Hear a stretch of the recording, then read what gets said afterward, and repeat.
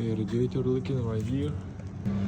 You can see coolant here and all the way right there.